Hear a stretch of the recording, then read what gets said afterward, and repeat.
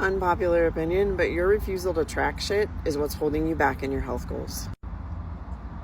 You can come at me all you want with I've dealt with an eating disorder in the past, I don't want to track stuff because it gives me an anxiety. You have had time to understand that that is a part of you and deal with that trauma, that emotional response, and solve it. Not tracking is currently holding you back, and it's holding you back in every single aspect of your life, because not tracking means you will never progress fully. I'm not asking you to track your food necessarily for the calorie intake. I'm asking you to track it to make sure that you're getting enough protein. I'm not asking you to track your food because I want you to be hyper focused on what you're sticking in your mouth. I'm asking you to track it because when you have a reaction that's not the way you want it to go, like say you gain 3 pounds overnight, I want to be able to see what was different and tell you. I was on the phone with one of my clients today, and he was pretty upset because Sunday he was 6 pounds lighter than he was today. And we had this whole conversation about how food combinations that your body has trouble with can create a problem. And I'm going to tell this story, and maybe you've heard it before and maybe you haven't, but it was a huge wake-up call that I need to focus on talking about this more. I had a client in her 40s who came to me a couple years ago post-hysterectomy. She developed Hashimoto's and some other things and was in really bad shape. She had gained 45 pounds and couldn't lose it, and she was doing all the things, including going to Orange Theory 5 days a week, going to Pilates once a week, and she was drinking less, and she was being healthier. She still couldn't sleep. She was beginning to suffer with a lot of depression. Her blood pressure was out of control, and again 45 pounds of weight gain, and it was continuing to go that direction, not the direction of healing. She joins one of my programs. We get her autoimmune stuff in remission. We are working with her then on the metabolic part and restoring metabolic health and mitochondrial health, and she is doing great. The 8 months that she spent trying to get this 45 pounds off was resolved in 6 weeks in restoring mitochondrial health and her metabolism. Her hair started growing again, and not like a little bit. She grew 3 inches of hair in 9 weeks, and it was like, I've never had hair grow this fast before.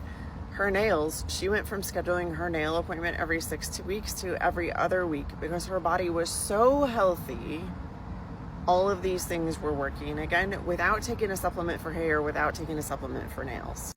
And we hit a day where we're going to do less elimination diet stuff and start adding some foods back in.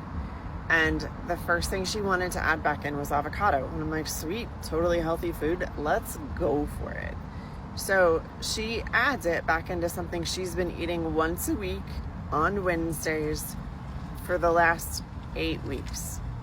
She gained 9 pounds of swelling overnight, and the swelling was so severe she couldn't wear her watch. She couldn't get her shoes on. They were like little ballet flats. She couldn't button her pants, and she felt miserable. The avocado was the only thing that was different. So we pulled avocado back out of her meal plan. We took it away for a couple of weeks. We let her body calm down, let the inflammation resolve. We had her try avocado on its own. She does that. It goes perfectly fine. So she had half an avocado with a hard-boiled egg for breakfast, and that was it. Salt and pepper. That's it.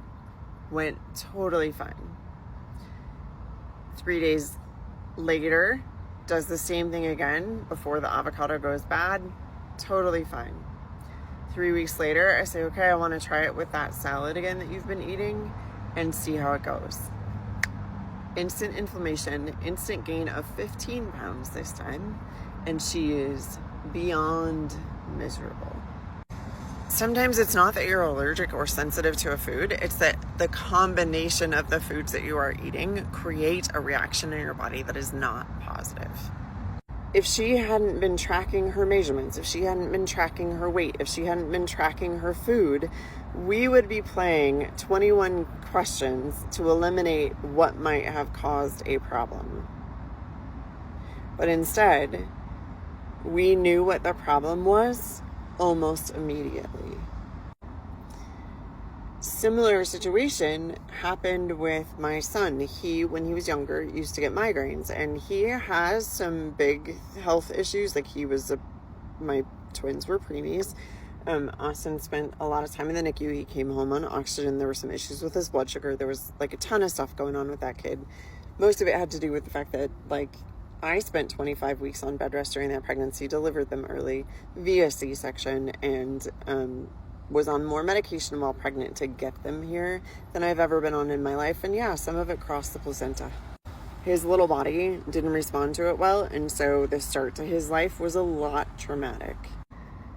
But I start documenting what he's eating and when he gets the migraines. And we find out that if he eats cherries, he's fine. If he eats watermelon, fine. If he eats the two of those in the same 24-hour period, migraine.